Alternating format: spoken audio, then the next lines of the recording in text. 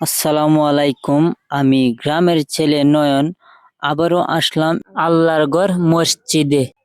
ওজুখানা আছে কিন্তু কলটা নষ্ট হয়ে আছে অনেক দিন ধরে। তাই আমি নিজের সামর্থ্য অনুযায়ী কলটা ঠিক করে দিলে সবারই উপকার হবে।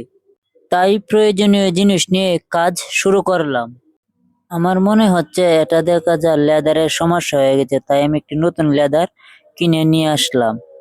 মানুষের উপকার করা সত্যিই অনেক আনন্দের। আমরা যদি সবাই স্কুল, কলেজ, মাদ্রাসা, মসজিদ যদি ছোট্ট ছোট্ট কাজে আমরা সবাই এগিয়ে আসি, তাহলে কিন্তু সবকিছুই সুন্দর থাকবে, পরিবেশও সুন্দর থাকবে, চলাফেরা করতেও অনেক ভালো লাগবে। আর মসজিদ মাদ্রাসা হলে তো আরো বেশি ভালো হয়। এটি হয়েছে আমাদের আল্লাহর ঘর মসজিদ। আর এগুলো দিকে সবাই আমরা বেশি বেশি নজর দিব, যাতে কোনো সমস্যা না হয়। আর যদি কোনো জায়গায় কলের কোনো সমস্যা হয়ে থাকে বা ওজুখানার, অবশ্যই আমাকে জানাইবেন। আমি আমার সামর্থ্য অনুযায়ী চেষ্টা করব ঠিক করে দেওয়ার জন্য। আর এই ভিডিওটি আপনাদের কাছে একটাই আমার রিকোয়েস্ট, বেশি বেশি শেয়ার করবেন যাতে সবাই দেখতে পারে।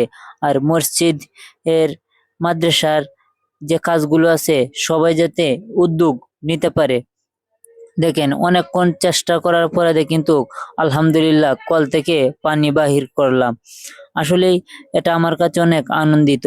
অনেকে বলতে পারে তোরা কে কে বলে এগুলা কাজ করতে। আমার কাছে অনেক ভালো লাগে ভাই এগুলা কাজ করতে। তাই আমি প্রতিনিয়তই এগুলো কাজ করে যাব ইনশাল্লাহ। মসজিদের কল যেহেতু ওজুখানা থাকুক সত্য, কিন্তু এই কলটা যদি ঠিক থাকে তাহলে 3 দিন যদি কারেন্ট না আসে তাহলে কিন্তু আমরা এই কল দিয়েই অজু করতে পারবো। যখন অজুখানা ছিল না তখন কিন্তু এই কল দিয়েই সবাই আমরা অজু করছি।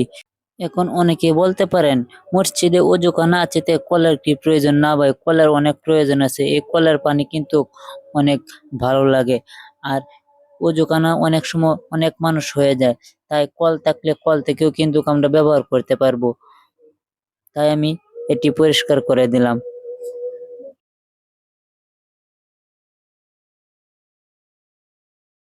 আর আপনার এলাকায় যদি কোনো মসজিদের টিউবওয়েল সমস্যা থাকে, আপনি যদি না পারেন অবশ্যই দয়া করে আমাকে জানাইবেন। আমি গিয়ে ঠিক করে দেওয়ার চেষ্টা করবো ইনশাআল্লাহ।